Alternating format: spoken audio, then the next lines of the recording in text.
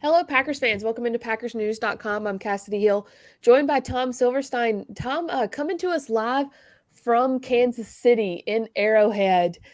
Probably not quite the same atmosphere as we're used to at Arrowhead here in the preseason game, but the Packers did get in their final preseason game against the Chiefs. Not many starters playing tonight, although we did see a moment with Patrick Mahomes and a very cool tribute there at the beginning.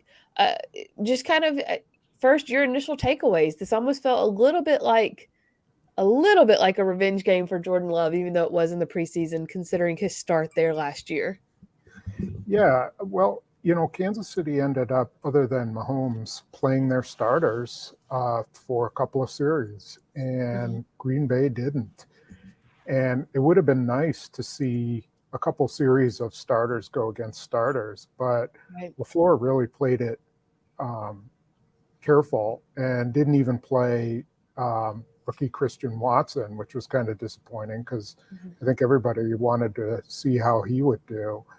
But that did open up some opportunities, most notably for Samari Toure, who had a really big game and may have forced their hand to keep him on the 53-man roster.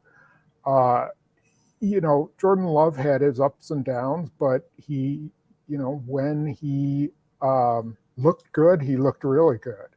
And then, as is often the case when he looks bad, it's kind of bad. it's not. Yeah. It's not. No, it's not kind of bad. It's bad. So At least he's consistent. yeah. You know, all in all, it was what you would expect for a last preseason game. But there are a lot of things that came out of this game. You mentioned Samari Toure, like you said, he had a huge game and is essentially had a decent night every time he stepped on the field in uniform throughout this preseason, going all the way back to family night, which I know wasn't a game, but was still a strong performance from him. He was the leading receiver tonight. I think he had 83 yards, 6 catches on 8 targets. That's you take that where you can get it. As you said, he might have forced their hand to be on the 53. So I'm glad you brought this up because I wanted to talk about this. I actually have gotten into this debate on Twitter with our friend Aaron Nagler on if Samari Toure has forced them to keep him over Jawan Winfrey, and we slightly disagree. In my case is normally you would put Samari Toure on waivers, let him clear them, and then put him on the practice squad. But with what he's done the past couple of weeks, does he clear waivers or does a receiver needy team snatch him up? So if I'm the Packers, I would rather put um, Winfrey on waivers and take my chances there and Mm-hmm. keep a young guy who produced during the preseason. I Mm-hmm. mean, that's all you can say is that he produced. Juwan Winfrey had some opportunities and really didn't. And if I'm the Packers, I'm not taking a chance on Toure. I mean, we tend to, and I was talking about this with some Packers officials, we all tend to think that everybody's going to pick up whatever team it is they follow, their players, because their players are so great and Mm-hmm. everybody else, players stink. Well, that's not the case. But Troy's been through the whole process with, he's worked with Jordan Love, he's worked with Rodgers some, he's learned the offense, he's obviously got some talent. And I just don't think at this point that you risk it. I think a guy like Juwan Winfrey, you might get back. And if you don't, I don't think it's that big of a loss. Mm-hmm.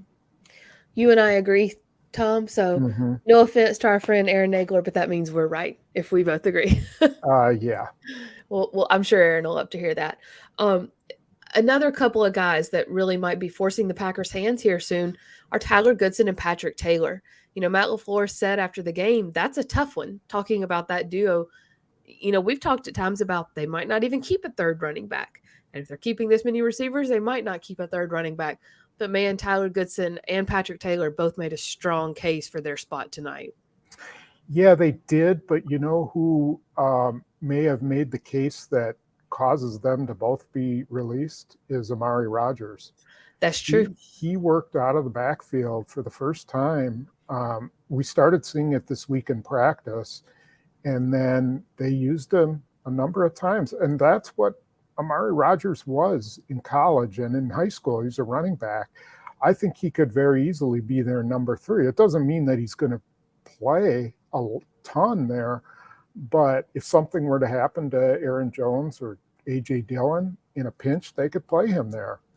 And, he's active every week because he's going to probably be their number 1 returner. I think that could hurt both Goodson and Taylor's chances. And chances are those guys will get through waivers. I think Patrick Taylor for sure. I think Goodson will too. I don't think that's too big of an issue. But he did look good. He had some nice runs. He caught the ball. I just think they're going to have to save spots for the receiver position.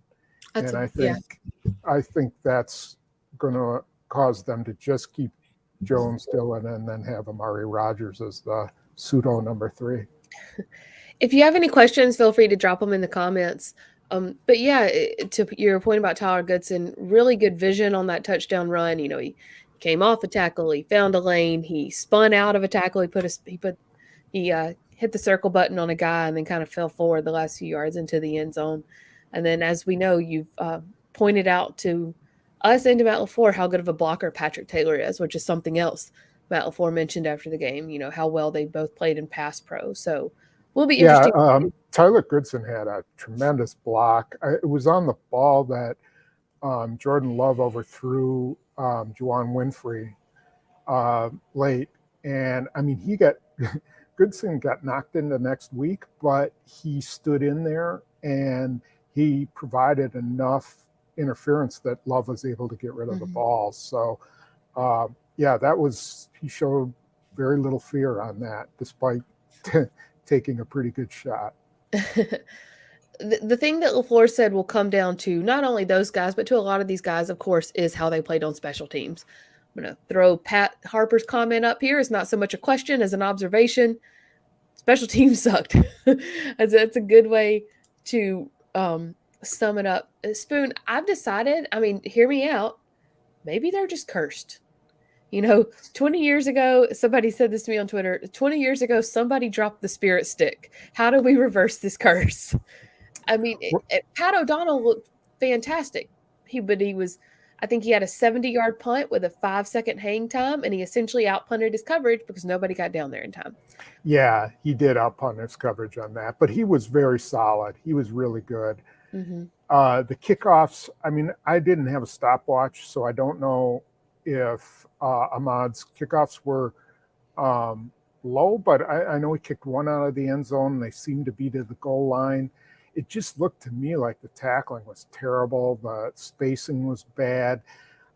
I think it's comes down to individual performance. And what they showed is that they're going to have to probably play some top-level guys. You're not going to play Jair Alexander or Devondre Campbell or anybody like that. But, someone like Quay Walker, Rasul Douglas, guys like that, Darnell Savage, they may have to play special teams. And until at least they find the right guys. I just didn't see anybody who was like blowing people up. I would say Ty Summers had really played with his hair on fire. I think he knew that his roster spot's kind of in danger, so he played really hard. I think Tariq Carpenter showed that he's a tremendous tackler, and whether they can keep him on the roster just to play special teams. He didn't look very good at safety, so I don't know. I don't know if they can do that. To me, it's got to come down to talent, and they just weren't getting off blocks. Yeah, it's going to be hard to keep Tariq Carpenter too, especially when you consider that they're essentially taking up a safety spot to keep Dallin Levitt. Exactly. And they need him back on special teams. He'll be a huge addition. And then they can get Keyshawn Nixon more involved. He only played a little bit. He's a really good special teams player. They'll get some guys back. Eric Stokes is going to play special teams. as I said, Rasul Douglas is going to play special teams. So you get those guys back and they become sort of the foundation. But holy cow, you got to do better in other spots Yeah. too. I'm thinking about over the past few days of practice, when they practice special teams, the only guys I have not seen over there are Jair Alexander, the quarterbacks, Alan Lazard. Some days Randall Cobb's over there, some days he's not. They like for him to kind of show the returners what to do. And Christian Watson and Sammy Watkins. But Christian Watson, once he is fully recovered, could be over there with special teams as well. So, yeah, to your point, that's a lot of starters that they plan on contributing in special teams. And I think they put, 25 in street clothes tonight? Yeah. Well, I mean, I think it's only a handful. I think, you're not going to play Rashawn Gary in special teams. You're not playing Kenny Clark or anybody like that. Even Devondre Campbell, you're not playing on special teams.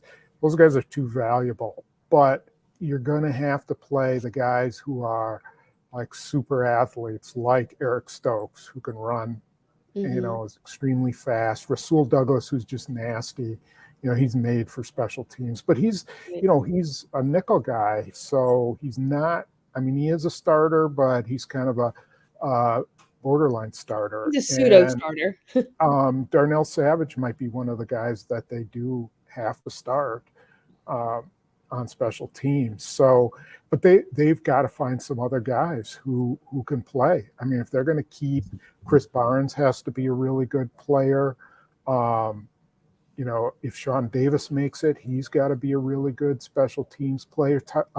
Tyler Davis needs to be a really good special teams player. DeGuara needs to be a good special teams player. He was another guy who didn't play, and they could use him back too. So Josiah DeGuara? Yeah. Okay. I like this comment from Lee86. Special teams, just a touchback and a fair catch is all we can hope for on both sides. That's a start. Yeah. Yeah, I think at this point they just want the bare minimum. Randy asked about Darnell Savage. He is not back yet. We also saw Ennis Gaines leave the game at one point. It looked like it made – I'm not quite sure what it was, to be honest. I'm not going to speculate. But other than that, other than safety, they made it out of the preseason fairly healthy. Is that safe to say? Extremely healthy. There wasn't – there's nobody who's gone for, multiple weeks of the regular season. Right. There's nobody. Levitt should be back, within the first month of the season, I would think. And Savage, you got to think there's a good chance he'll be ready. It's been remarkable. Now, part of that is the way Matt LaFleur practices. He doesn't stress them. Now, when the regular season comes and all of a sudden they're hitting and everything, we'll see how the injury stuff goes. But going into the first game, they're pretty healthy. If you think about it, the only two they really lost for significant periods of time were ones they ended up letting go, Danny Davis and Vernon Scott, neither of who were top two, even top three at their position. So, yeah, Scott was borderline number 3 safety. Right. Probably would have been the number 3 safety. That was probably the one they would really like to have back because he could play special teams too. But bottom line is they didn't lose any starters. They came out of it really in good shape. Yeah. We're going to end on Jerry's question here because it's a good wrap-up question, especially in reference to Jordan Love. Why did the Pack take so long to get going to start the game? Too many 3-and-outs. In fact, I can pull up the drive sheet here. Let's see what the drive sheet says.